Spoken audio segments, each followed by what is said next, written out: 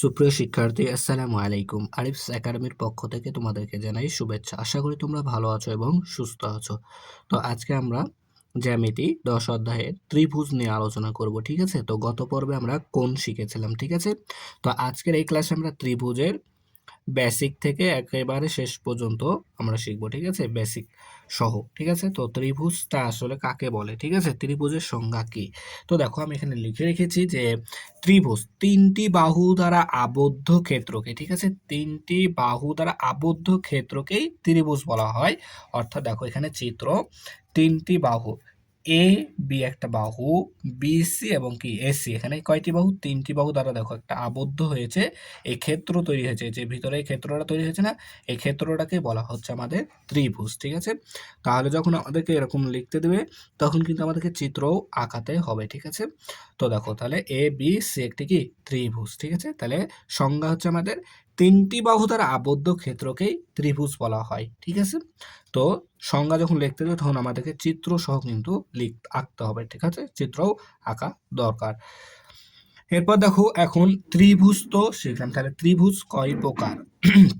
ঠিক আছে, ত্রিভুজ আবার দুই ভাগে বিভক্ত করতে পারি। একটা হচ্ছে বাহু ভেদে আর একটা হচ্ছে কোণ ভেদে, ঠিক আছে? তো বাহু ভেদে 3 প্রকার, আর হচ্ছে তোমার কোণ ভেদেও 3 প্রকার ত্রিভুজ, ঠিক আছে? তো বাহু ভেদে 3 প্রকার ত্রিভুজ, যার মধ্যে 1 নম্বর দেখো হচ্ছে আমাদের সমবাহু ত্রিভুজ, ঠিক আছে? 1 নম্বর কি সমবাহু ত্রিভুজ। তো সমবাহু ত্রিভুজের সংজ্ঞা শিখবো এখন, ঠিক আছে? তাহলে দেখো সমবাহু ত্রিভুজটা কাকে বলে, ঠিক আছে? তো দেখো যে ত্রিভুজের তিনটি বাহু পরস্পর সমান, ঠিক আছে? তাহলে তিনটি বাহুই কি পরস্পর সমান, তাকে সমবাহু ত্রিভুজ বলা হয়, ঠিক আছে? তাহলে যে ত্রিভুজের তিনটি বাহুই পরস্পর সমান, অর্থাৎ এই যে এখানে এ বি আছে না, এই এ বি বাহু, বিসি বাহু এবং এসি বাহু, এই তিনটা বাহু কি সমান হতে হবে। যদি তুমি এই এ বি বাহু 5 সেন্টিমিটার নাও, ঠিক আছে, তাহলে বিসি বাহুও 5 সেন্টিমিটার নিতে হবে এবং এসি বাহুও আমাদেরকে কি 5 সেন্টিমিটার নিতে হবে, ঠিক আছে? তাহলে একটা কি সমবাহু ত্রিভুজ আমরা পাবো, ঠিক আছে? তাহলে তিনটি বাহু কি পরস্পর সমান হতে হবে, তাহলে একটি আমরা সমবাহু ত্রিভুজ পাবো, ঠিক আছে? তাহলে দেখো এখানে আমি আঁকিয়েছি, তাহলে চিত্র এবিসি একটি সমবাহু ত্রিভুজ, ঠিক আছে? আশা করি তোমরা এটা বুঝতে পারলা। তাহলে এখন দেখো সমদ্বিবাহু ত্রিভুজ কাকে বলে, তাহলে ঠিক আছে? তাহলে যে ত্রিভুজের যে কোনো দুইটি বাহু পরস্পর সমান, তাহলে যে কোনো দুইটি বাহু পরস্পর সমান ও একটি বাহু অসমান, ঠিক আছে, তাকে সমদ্বিবাহু ত্রিভুজ বলে, ঠিক আছে? সমদ্বিবাহু ত্রিভুজ বলে। এখানে বোঝাচ্ছে কি, তাহলে দেখো এখানে 3টা বাহু আছে, তিনটার ভিতর যে কোনো দুইটি বাহু কি সমান, যে কোনো দুইটি বাহু আমাদের সমান হতে হবে আর একটি বাহু অসমান হতে হবে। তো দেখো এখানে আমি এ বি যদি 5 সেন্টিমিটার নিই, ঠিক আছে, এ বি 5 সেন্টিমিটার এবং এসিও 5 সেন্টিমিটার আমি নিব, ঠিক আছে? তাহলে দেখো এই দুইটা বাহু কি একই সমান হবে, তাই দুইটি বাহু পরস্পর সমান, তাহলে এ বি এবং এসি দুইটা সমান হবে, ঠিক আছে? এখন এই বিসিটা অসমান নিতে হবে এই দুইটার থেকে, অর্থাৎ একটু বড় নিতে হবে, ঠিক আছে, বা ছোটও তুমি নিতে পারবা। তাহলে এখন আমরা এই বিসিটাকে আমরা যদি এখন 6 সেন্টিমিটার নিই তাও কিন্তু হবে। তাহলে দুইটা বাহু সমান আর একটা বাহু হচ্ছে কি অসমান, ঠিক আছে? এরকম চিত্রকে আমাদের কি কি বলা হবে, এরকম ক্ষেত্রকে আমাদের বলা হবে সমদ্বিবাহু ত্রিভুজ, ঠিক আছে? তাহলে এখানে আমাদের দেখো চিত্র এ বি সি একটি কি সমদ্বিবাহু ত্রিভুজ।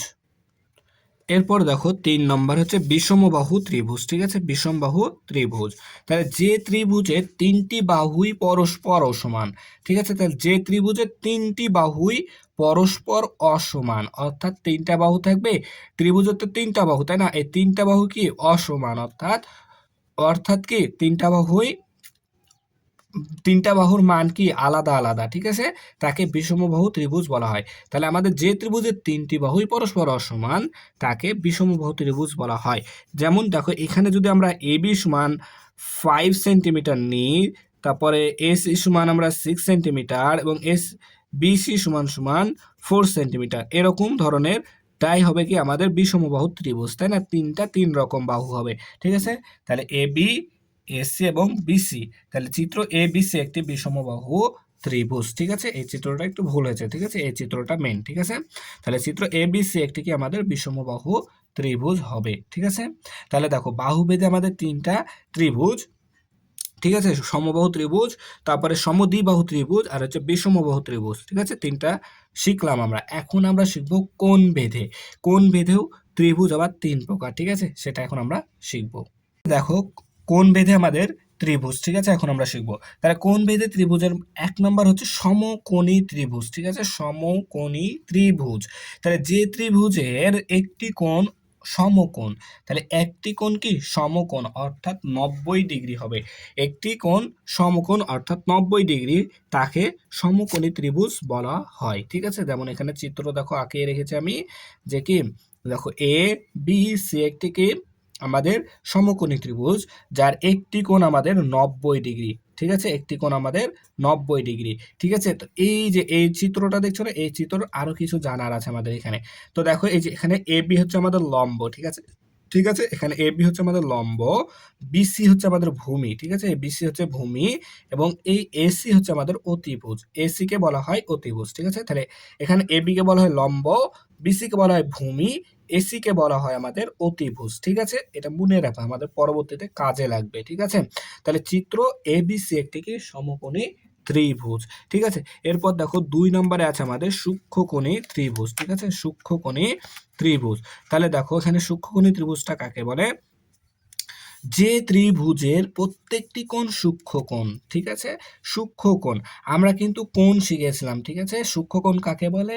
৯০ ডিগ্রি অপেক্ষা ছোট কোণকে কিন্তু আমাদের সূক্ষ্মকোণ বলা হয়, ঠিক আছে? তাহলে যে ত্রিভুজের প্রত্যেকটি কোণ সূক্ষ্মকোণ অর্থাৎ কি, যে ত্রিভুজ অর্থাৎ এই যে এখানে ত্রিভুজ আছে দেখছো না, এই ত্রিভুজ অর্থাৎ সূক্ষ্মকোণী ত্রিভুজের প্রত্যেকটা কোণ হবে কি ৯০ ডিগ্রি অপেক্ষা ছোট, ঠিক আছে? ৯০ ডিগ্রি অপেক্ষা ছোট হবে, তাদেরকে সূক্ষ্মকোণী ত্রিভুজ বলে, ঠিক আছে? তাহলে যেমন দেখো এখানে প্রত্যেকটা কি ৯০ ডিগ্রি অপেক্ষা কিন্তু ছোট কোণ আছে এখানে আমাদের, ঠিক আছে? তাহলে দেখো চিত্র এ বি সি একটি সূক্ষ্মকোণী ত্রিভুজ, ঠিক আছে? তাহলে আশা করি তোমরা এটাও বুঝতে পারলা, ঠিক আছে? এবার দেখো আমরা স্থলীকোণী ত্রিভুজ শিখবো, স্থলকোণী ত্রিভুজ শিখবো, ঠিক আছে? তো দেখো বলছে যে ত্রিভুজের মাত্র একটি কোণ, ঠিক আছে? যে ত্রিভুজের মাত্র একটি কোণ স্থলকোণ। তাহলে স্থলকোণ কাকে বলে ভাইয়া? যে কোণের মান কি ৯০ ডিগ্রি অপেক্ষা বড়, ৯০ ডিগ্রি অপেক্ষা বড় কিন্তু ১৮০ ডিগ্রি, এটা কিন্তু আমরা প্রথম ক্লাসে শিখেছিলাম, ঠিক আছে? যে ৯০ ডিগ্রি অপেক্ষা বড় কিন্তু ১৮০ ডিগ্রি অপেক্ষা ছোট কোণকে স্থলীকোণ বলা হয়, স্থলকোণ বলা হয়। তাহলে এখানে কি হবে? তাহলে স্থলকোণ এখানে বলেছে, তার মানে এই কোণের মান কি হবে? এখানে ৯০ ডিগ্রি থেকে বড় হবে আর ১৮০ ডিগ্রি থেকে ছোট হবে, তাকে স্থলীকোণী ত্রিভুজ বলা হয়। যেমন আমি এখানে ১২০ ডিগ্রি এঁকেছি, ঠিক আছে? তো তোমরা এই যে এগুলো কিন্তু মাপ, চাঁদার মাপ নিয়ে নিয়ে আমাদেরকে আঁকাতে হবে, ঠিক আছে? এবং আহ, চিত্র যখন আঁকাবো তখন আমাদেরকে কি চাঁদার ব্যবহার করতে হবে, ২ নাম্বার হচ্ছে আমাদেরকে পেন্সিল ব্যবহার করতে হবে, ঠিক আছে? পেন্সিল ব্যবহার করতে হবে, কলম কিন্তু এখানে কলম দিয়ে আঁকলে হবে না, ঠিক আছে? তো দেখো এখানে তাহলে চিত্র এ বি সি একটি কি স্থলকোণে ত্রিভুজ, ঠিক আছে? স্থলকোণে ত্রিভুজ, ঠিক আছে? তাহলে দেখো আজকের ক্লাসে আমরা কি শিখলাম? আজকে শিখলাম আমরা ত্রিভুজ এবং ত্রিভুজের প্রকারভেদ, ঠিক আছে? এগুলো কিন্তু আমাদের পরীক্ষায় চলে আসবে, ঠিক আছে? তো ভালো মতো এই সংজ্ঞাগুলো চিত্র সহ মুখস্থ করে নেবা, ঠিক আছে? তো সংজ্ঞাগুলো মুখস্থ করবা, তাহলে চিত্র কিন্তু তুমি এমনি এমনি আঁকতে পারবা, ঠিক আছে? তাহলে আশা করি তোমরা বুঝতে পারলা, ঠিক আছে? তাহলে আজকে এই পর্যন্তই। ভিডিওটি ভালো লাগলে অবশ্যই লাইক কমেন্ট শেয়ার করতে ভুলবে না, এবং পরবর্তী ভিডিও সবার আগে পেতে আমাদের চ্যানেলটি সাবস্ক্রাইব করে রাখো। আল্লাহ হাফেজ, আসসালামু আলাইকুম ওয়া রাহমাতুল্লাহ।